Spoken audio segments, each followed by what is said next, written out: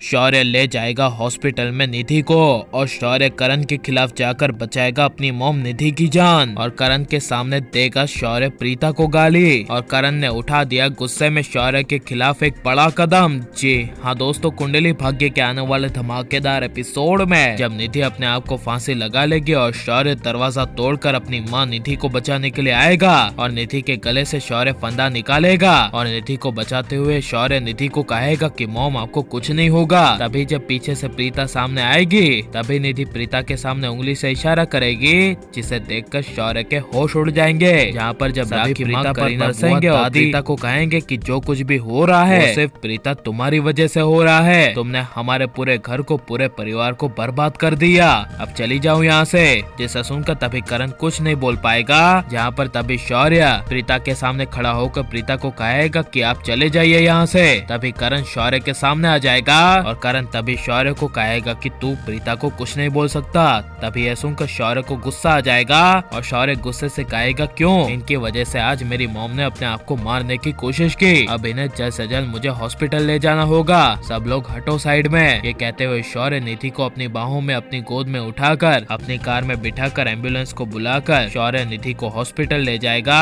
जहाँ पर जब करण प्रीता के साथ पीछे पीछे हॉस्पिटल पहुँचेगा और शौर्य निधि को उठाकर स्ट्रक्चर पर रखेगा और डॉक्टर्स और नर्स निधि को इमरजेंसी पेशेंट देखकर इमरजेंसी केबिन में ले जाएंगे और शौर्य निधि का हाथ पकड़ेगा और निधि को कहेगा कि आपको कुछ नहीं होगा मॉम, आपका बेटा आपका शौर्य आपके साथ है, भले चाहे आपके खिलाफ लोग क्यों न खड़े हो जाएं, यहाँ तक कि मेरे डैड क्यों न खड़े हो जाएं, लेकिन मैं हमेशा आपके साथ रहूंगा। यह सुनकर तभी शौर्य के बार बार निधि को मॉम कहने की वजह से करण को गुस्सा आ जाएगा और करण गुस्से से शौर्य को कहेगा कि शौर्य निधि कोई तुम्हारी मॉम नहीं है, इसलिए तुम इसे बार बार मॉम कहना बंद कर दो। निधि मेरे लंदन की दोस्त है, इसलिए तुम आज और अभी से इसे आंटी कहोगे। यह सुनकर तभी शौर्य को मन में काफी ज्यादा गुस्सा आ जाएगा और शौर्य गुस्से से करण को कहेगा कि डैड ये आप कैसी बातें कर रहे हैं, मैं निधि को बचपन से निधि मॉम ही बुलाता आ रहा हूँ और आज आप कह रहे हैं कि ये मेरी मॉम नहीं है, मैं इन्हें आंटी कहूँ, मॉम ना बुलाऊं। तभी ऐसा सुनकर करण कहेगा हाँ शौर्य। तभी ऐसा सुनकर शौर्य कहेगा तो मैं मॉम किसे कहूँ, आप ही बता दीजिए।